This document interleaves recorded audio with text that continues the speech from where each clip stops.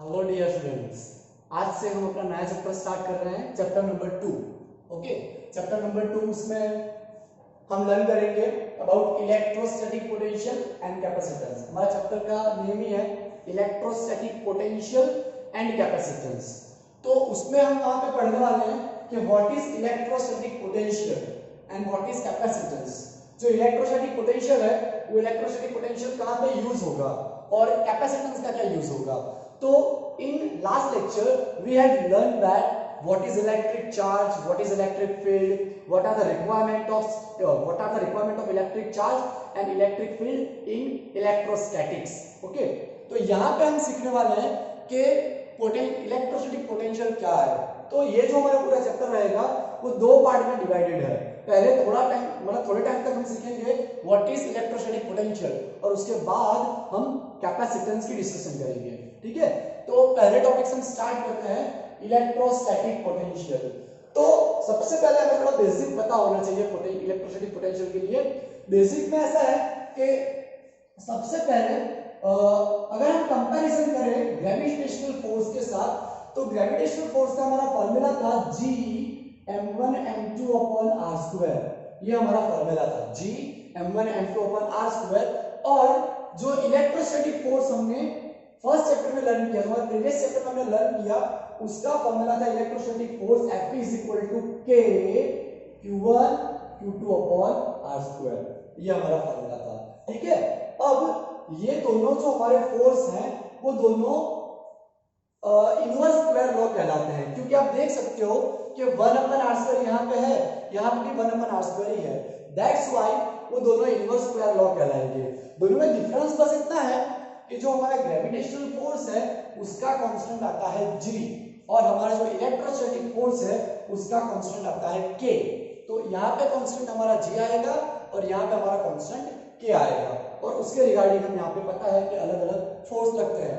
तो अब हमें एक चीज पता होनी चाहिए कि हमने वर्क एनर्जी पावर में सीखा था कि पोटेंशियल एनर्जी कैसे स्टोर होती है बॉडी में। ओके, तो मैं यहाँ पे आपको वापस एक बार रिवाइज करवाना चाहता हूँ कि पोटेंशियल एनर्जी बॉडी में कैसे स्टोर होती है। तो suppose consider this is a reference line और रेफरेंस प्लस, तो ये हमारा एक रेफरेंस पोजीशन है। रेफरेंस पोजीशन से m मास के बॉडी को हम क्या कर रहे हैं, ब्रिंग करके एक पर्टिकुलर हाइट पे ले जा रहे हैं।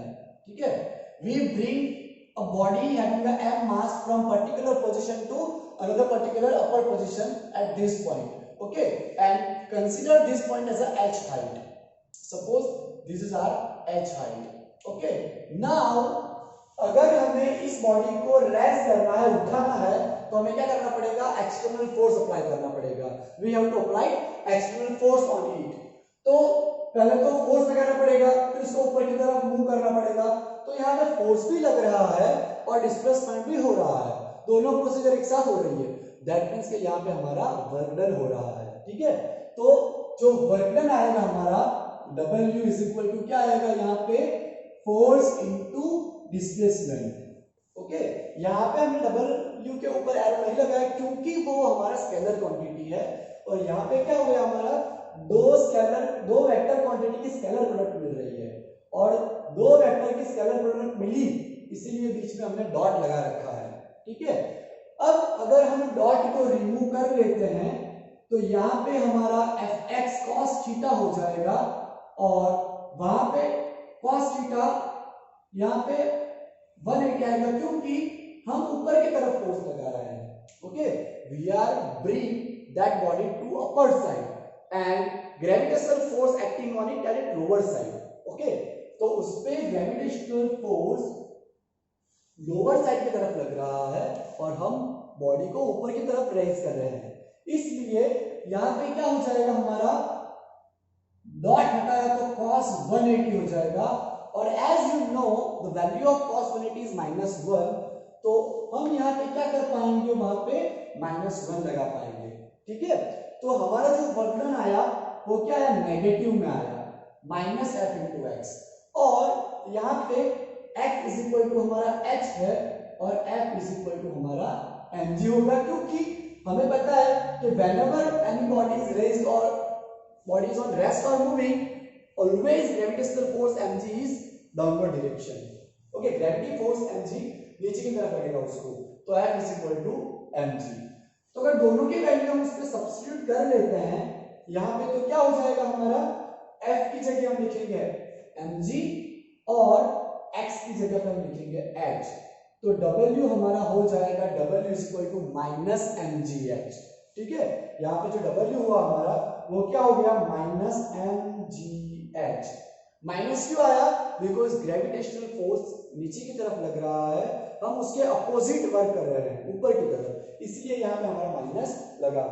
ओके, तो when we bring a body from here to here, then work is equal to potential energy stored inside it. Okay, उसमें जितनी भी पोटेंशियल एनर्जी स्टोर हुई है वो किसके बराबर होगी, कि जितना वर्क हमने किया है, हमने बॉडी को यहां से यहां तक उठाया, तो उसके लिए जो वर्क डन करना पड़ा वो पूरा वर्क डन उसके अंदर पोटेंशियल एनर्जी के फॉर्म में स्टोर होगा। ओके, तो इस तरीके से हम क्या करेंगे, उसके अंदर जो पोटेंशियल एनर्जी के फॉर्म में वर्क डन स्टोर हुआ वो हमारा W is equal to minus mgh के बराबर आएगा, यानी कि जितनी पोटेंशियल एनर्जी होगी उतना ही हमारा वर्क डन होगा। ठीक है, तो ये हमने किया ग्रेविटेशनल फोर्स की वजह से जो पोटेंशियल एनर्जी स्टोर होती है वो, लेकिन यहाँ पे इलेक्ट्रोस्टैटिक पोटेंशियल मतलब कि एक चार्ज की वजह से जो हमारी पोटेंशियल एनर्जी कैसे स्टोर होती है वो हम यहाँ पे लिख रहे हैं। तो अब देखो, हम इसको मिटा देते हैं, फिर जो हमारा आगे का पॉइंट हमें सीखना है कि पोटेंशियल एनर्जी कैसे स्टोर होती है वो हम यहाँ पे डिस्कशन करते हैं। ठीक है, तो हम देख सकते हैं यहाँ पे कि सपोज यहाँ पे कोई चार्ज है Q, पॉजिटिव चार्ज हमने Q यहाँ पे रखा है, that is our point source. Okay, अब ये जो हमारा पॉइंट सोर्स है वो क्या करेगा, इलेक्ट्रिक फील्ड निकालेगा बाहर की तरफ, because positive charge always electric field बाहर की तरफ इंडिकेट करता है, जो हमने लर्न किया हुआ है already.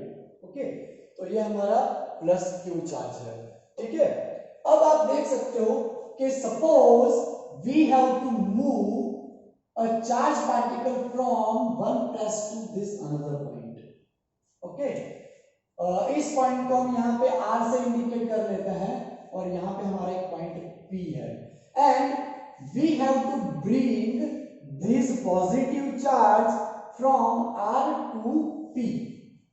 Okay, and for that, if we move this plus Q charge from R to P, then what is the work done stored in form of potential energy that we have to calculate. तो अब हम यहाँ पे क्या करेंगे, सबसे पहले आपको एक चीज बताना चाहता हूं, हमारा जो इलेक्ट्रिक फील्ड है वो इस तरफ है, आप देख सकते हो बाहर की तरफ निकलेगा, इस तरफ है। ओके, इलेक्ट्रिक फील्ड इस तरफ है और हम जो वर्क डन कर रहे हैं वो इस तरफ कर रहे हैं, मतलब हम जो डिस्प्लेसमेंट लगा रहे हैं उस पर फोर्स लगा रहे हैं वो इस डायरेक्शन में लगा रहे हैं। तो आप देख सकते हो डिस्प्लेसमेंट और इलेक्ट्रिक फील्ड दोनों अपोजिट हो गए, अपोजिट हो गए, तो यानी कि माइनस में आएगा यहाँ पे हमारा work done. Okay, so work done, okay, work have to be done to bring a unit any positive charge और any positive charge bring always against the electric field, then it always will be negative. अगर जब भी हम उसको against the electric field ला रहे हैं तो वो ऑलवेज कैसा आएगा, हमारा नेगेटिव ही आएगा। ओके, तो अब हम यहाँ पे क्या करेंगे, जो हमारा वर्क डन होगा उसको हम यहाँ पे कैलकुलेट करेंगे। तो सबसे पहले हम यहाँ पे क्या करना चाहेंगे, थोड़ा सा वर्क डन करना चाहेंगे। हमने यहाँ से स्टार्ट किया, पहले हम यहाँ तक आएंगे, फिर हम यहाँ तक आएंगे, फिर यहाँ तक, ऐसे छोटे छोटे सेगमेंट में हम वर्क डन करेंगे और छोटे छोटे सेगमेंट में हमारा जो वर्क डन होगा फाइनली उसको हम ऐड कर देंगे, सबको उसका समेशन कर देंगे, तो हमें टोटल वर्क डन हमें मिल जाएगा यहाँ पे। ठीक है, तो हमारा वर्क डन जो आएगा उसको हम छोटा सा वर्क डन लेते हैं, तो delta W is equal to force into displacement, यहाँ पे डिस्प्लेसमेंट हम डेल्टा R ले रहे हैं। उससे पहले एक और चीज बताना चाहता हूं, हमें जो वर्क डन करना पड़ता है तो उसके लिए फोर्स लगाना पड़ेगा और हमारा जो फोर्स लगेगा उसको हम F एक्सटर्नल बोलेंगे, वो जो हमारा फोर्स रहेगा उसको हम F एक्सटर्नल बोलेंगे। और हमें कम फोर्स लगाना पड़ेगा या ज्यादा फोर्स लगाना पड़ेगा, that depend on this source charge, ये जो हमारा सोर्स चार्ज है उस पर डिपेंड करेगा। ओके, तो हमारा सोर्स चार्ज इस तरफ है, ठीक है, तो वो हमारा Fe हो जाएगा, Fe जो हमारा सोर्स चार्ज रहेगा वो F electric field force, electrostatic force ऐसा भी हम बोल सकते हैं, लेकिन वो कैसा आएगा, अपोजिट डायरेक्शन में आएगा, क्योंकि हमारा F एक्सटर्नल इस तरफ है और इलेक्ट्रोस्टैटिक फोर्स इस तरफ है, तो both are opposite to each other, दोनों एक दूसरे के अपोजिट हैं, both are opposite to each other. इसलिए हमने क्या लिख दिया, जो हमारा एक्सटर्नल फोर्स जो हम खुद लगा रहे हैं वो जो पहले से खुद से लग रहा है इलेक्ट्रोस्टैटिक फोर्स उसके अपोजिट होगा, ठीक है। तो ये हमने छोटा सा वर्णन किया है, तो delta W is equal to F delta R. अब अगर हमें पर्टिकुलर वैल्यू चाहिए उसकी तो हमें लिमिट लगानी पड़ेगी, delta R tends to 0, delta W is equal to F delta R. जब मैं लिमिट लगा दूं यहाँ पे तो now we can write dW is equal to F dr। अगर हम वेक्टर यहाँ पे रखते हैं तो हमें डॉट दिखाना पड़ेगा, ठीक है। अब आप देख सकते हो कि छोटा सा वर्णन किया, ऐसे छोटे छोटे वर्णन को हम क्या कर देंगे, अगर ऐड कर देंगे तो हमारा वर्णन टोटल वर्णन हो जाएगा, और वो जो टोटल वर्णन हो जाएगा वो इस तरह से हमारा आएगा, dW को हम एक्चुअली में यहाँ पे इंटीग्रेट करना पड़ेगा, तो हम ये छोटे छोटे सब का एडिशन कर लिया, ऐसा हम मान सकते हैं। तो यहाँ पे हम इंटीग्रेट करेंगे, तो दोनों साइड इंटीग्रेट करने पे इंटीग्रेट ऑन बोथ साइड, अब यहाँ पे दोनों साइड इंटीग्रेट कर रहे हैं, तो integrate dW is equal to integrate F external dot dr। Okay, अब अगर मैं यहाँ पे F एक्सटर्नल हटा लूं और उसकी जगह माइनस एफ रख दूं तो क्या हो जाएगा हमारा, जैसे हमने सीखा था कि इंटीग्रेशन dx की फॉर्मूला आती है x, फॉर्मूला है हमारा, तो यहाँ पे इंटीग्रेशन dW क्या हो जाएगा, W हो जाएगा एग्जैक्टली, और integration F external dot dr, तो F एक्सटर्नल की जगह हम रखेंगे माइनस Fe, तो माइनस Fe डॉट dr, ये हमारा फॉर्मूला हो गया। और हमने कहां से कहां मूव किया, हमने मूव किया R पॉइंट से P पॉइंट तक, तो R पॉइंट से P, सॉरी R से P पॉइंट, यहां पे हम ऐसा लगाएंगे लिमिट R से P पॉइंट, हमने मूव किया R पॉइंट से P पॉइंट तक, तो R टू P कर लिया हमने, माइनस Fe डॉट dr, ठीक है। अब हम यहाँ पे क्या कर रहे हैं, डॉट हटा लेंगे, तो WRP is equal to minus R2P Fe। आपको हर बार ये E लिखने की जरूरत नहीं है, we know that it is electrostatic force और that is equivalent to F external force, so आप यहाँ पे मेंशन करना में एवरी टाइम जरूरी नहीं होगा, ओके। यहाँ पे हमारा डॉट आएगा, और अगर आप डॉट हटा लो तो हमें यहाँ पे प्लस लिखना पड़ेगा, क्योंकि फोर्स इस तरफ सॉरी ये जो इलेक्ट्रोस्टैटिक फोर्स है वो इस तरफ लग रहा है और हम मूव इस तरफ कर रहे हैं, ठीक है। तो both are opposite to each other, और दोनों एक दूसरे के अपोजिट है, तो यहाँ पे cos 180 आ जाएगा और cos 180 होगा हमारा -1, सो माइनस माइनस ये प्लस हो जाएगा, तो ये चीज भी हमें ध्यान पे रखनी है। दूसरी एक चीज बता रहा हूं, अगर हमें यहाँ पे आपको R2P हमने लिखा, अगर आपको लिमिट चेंज करनी हो, अभी हम क्या किया, हमने R पे से P पे हमने मूव किया, अगर आपको P पे से R पे मूव करना हो तो यहाँ पे अगर हम लिमिट इन्वर्ट कर देंगे, अगर हम यहाँ पे लिमिट इन्वर्ट कर रहे हैं, ठीक है, तो यहाँ पे एक और माइनस आ जाएगा लिमिट इन्वर्ट करने पे, तो माइनस माइनस यहाँ पे हमारा प्लस हो जाएगा। तो अगर हम लिमिट इन्वर्ट कर रहे हैं तो हम उसको इस तरीके से भी लिख सकते हैं, ठीक है। और अगर आपको वापस यही लिखना हो तो भी आप लिख सकते हो, कोई दिक्कत नहीं है उसमें भी, ओके। तो ये हमारा आ गया फॉर्मूला वर्क डन का, जो हमने वर्क डन किया। Now the charge particle which bring dot from any point two any point, तो जब हमने उसको डॉट किया और छोड़ दिया, वहां पर अगर उसको छोड़ दे रहे हैं तो वो वापस वहीं पे चला जाएगा, क्योंकि when we bring a charge potential energy stored in form of work done, okay, in fact work done is stored in the form of potential energy.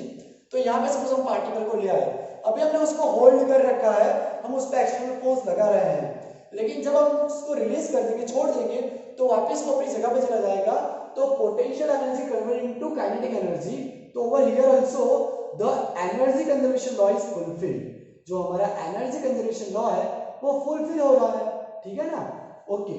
तो अब आप देखिए ये जो वर्क डन होगा वो पोटेंशियल एनर्जी के फॉर्म में स्टोर होगा। तो पोटेंशियल डिफरेंस, जो हमारा पोटेंशियल डिफरेंस आएगा, अगर हम उसको डिफाइन कर रहे हैं तो delta U is equal to, हमारा पोटेंशियल डिफरेंस कैसे डिफाइन होगा, फाइनल पॉइंट यानी कि यूपी माइनस इनिशियल पॉइंट हमारा यू आर, इन दोनों का पोटेंशियल डिफरेंस आएगा और वर्क डन के बराबर आएगा। और ये जो वर्क डन रहेगा हमारा वो कैसा आएगा, नेगेटिव आएगा। और आप यहां पर ऐसे लिख सकते हो कि negative work done. Negative work done क्यों आया, बिकॉज हमने वहां से वहां मूव किया, यहां से यहां मूव किया, अपोजिट डायरेक्शन में मूव किया, इसलिए हमारा नेगेटिव वर्क डन आया। ओके, तो पोटेंशियल एनर्जी का फॉर्मूला हमारा ये हो गया डिफरेंस। ओके, पोटेंशियल का डिफरेंस हो गया। यहाँ पे हमारे लिए 2 पॉइंट इंपॉर्टेंट है जो हमारे एनसीईआरटी में बताए हुए हैं। 2 पॉइंट इंपॉर्टेंट क्या है, तो मैं आपको पहला पॉइंट बता रहा हूं। पहला पॉइंट हमारा ये है कि it only depend from where started and from where finish. Okay, हमने जहां से मोशन को स्टार्ट किया और जहां पर फिनिश किया उसके पोजीशन वेक्टर पे ही वो डिपेंड करेगा। It depend only on position vector of that both point, initial and final. It depend on that both point only. Okay, हमने यहां से स्टार्ट किया और यहां हम फिनिश कर रहे हैं तो उसके ऊपर ही डिपेंड करेगा। It does not depend on path, क्योंकि पाथ तो कोई भी हो सकता है। अगर हम यहां से स्टार्ट करते और ये पाथ लेकर इस तरफ आते, यहां से स्टार्ट करते, ये पाथ लेकर इस तरफ आते, यहां से स्टार्ट करते, तो ये सब हर एक पाथ हमारे अलग अलग है। पाथ भले ही हमारे अलग अलग हो, लेकिन हमारा जो इनिशियल और फाइनल पॉइंट है वो दोनों सेम है। समझ रहे हो ना, दोनों पॉइंट सेम है, फाइनल और इनिशियल। इसका मतलब ये हुआ कि ये ओनली पोजीशन वेक्टर जो बना हमारा ये, उस पे ही डिपेंड करेगा।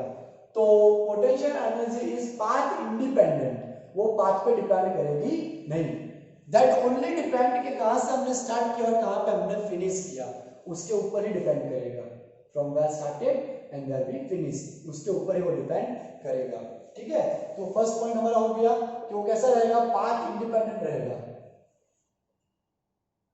जो हमारे पोटेंशियल एनर्जी रहेगी वो कैसी रहेगी, पाथ इंडिपेंडेंट। ओके, अब हम सेकंड पॉइंट लिख रहे हैं। सेकंड पॉइंट में हमारे ये मेंशन किया हुआ है कि वो जो पोटेंशियल एनर्जी आएगी that depend only on the difference of the potential energy. वो पोटेंशियल एनर्जी 2 पॉइंट के डिफरेंस पे ही डिपेंड करेगी।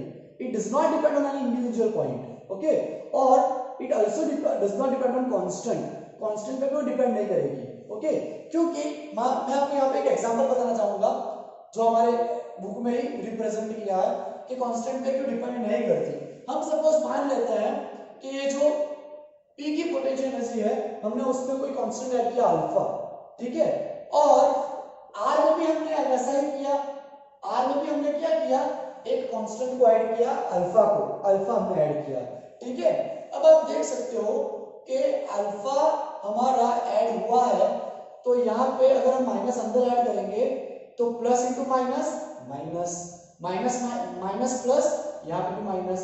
तो आप देख सकते हो प्लस अल्फा माइनस अल्फा को कैंसिल कर देगा और जो बाकी बचेगा वो हमारा ये होएगा यूपी माइनस यूआर। ठीक है, तो ये हमारा पोटेंशियल एनर्जी का डिफरेंस आया जो पहले ही था, यानी कि कोई भी कांस्टेंट टर्म ऐड करने पे उसमें कोई चेंज नहीं आता और वो कांस्टेंट टर्म पे डिपेंड नहीं कर रहा है। That depend only on 2 point from we started and where we finished, वो 2 पॉइंट पे ही डिपेंड करेगा। ओके, ये तो हमने पर्टिकुलर पॉइंट ले लिया कि आर से पी पे हमने मूव किया। अगर हम क्या करें, अगर हम इनफाइनाइट से स्टार्ट कर रहे हैं तो इनफाइनाइट टू पी पर मैं पोटेंशियल एनर्जी ले रहा हूं, तो final potential energy minus infinite potential energy. अगर एक उसके लिए हमें क्या होगा कि पोटेंशियल एनर्जी की फॉर्मूला पता होनी चाहिए जो आगे हम डिराइव करेंगे। ये हमारी पोटेंशियल एनर्जी की फॉर्मूला है और हमने ग्रेविटेशन में ऑलरेडी डिराइव कर चुके हैं। Okay, m1 m2 g upon r। तो यहाँ पे r डिस्टेंस के ऊपर डिपेंड करती है पोटेंशियल एनर्जी यहाँ पे। ओके, तो हमने जो इनफाइनाइट पॉइंट पे लिया है, तो इनफाइनाइट अगर आप यहाँ पे रख दोगे तो इनफाइनाइट पे रखने पे हमारी पोटेंशियल एनर्जी कितनी आ जाएगी, 0 आ जाएगी। इनफाइनाइट रख देने से हमारी पोटेंशियल एनर्जी आ जाएगी 0, तो इसीलिए हमने उसको 0 ले लिया। ओके, यहाँ पे हमने अगर उसको 0 ले लिया तो ये हमारी पोटेंशियल एनर्जी 0 हो गई। उसका मतलब कि इनफाइनाइट से p तक आने में हमारी ओनली डिफरेंस क्या आया, यूपी ही आया, क्योंकि जहां से स्टार्ट किया था वहां पे तो जीरो होगा ना पोटेंशियल एनर्जी, बिकॉज वो इनफाइनाइट डिस्टेंस है। ओके, तो इनफाइनाइट से अगर हम कोई भी चार्ज पार्टिकल को पर्टिकुलर पॉइंट पे ब्रिंग करें तो इनफाइनाइट वाले पॉइंट पे पोटेंशियल एनर्जी ऑलवेज जीरो होगी और डिफरेंस ओनली क्या आएगा, u alpha p is equal to U P. हमारा जो डिफरेंस रहेगा वो ओनली यूपी तक ही रहेगा, p पॉइंट पे पोटेंशियल एनर्जी जितनी होगी वही हमारा डिफरेंस आएगा। ठीक है, तो ये हमारा जो कंसेप्ट था वो पूरा पोटेंशियल एनर्जी पे बेस्ड था, जो हमें अच्छे से पता होना चाहिए। ठीक है, ये हमारा इंट्रोडक्शन था।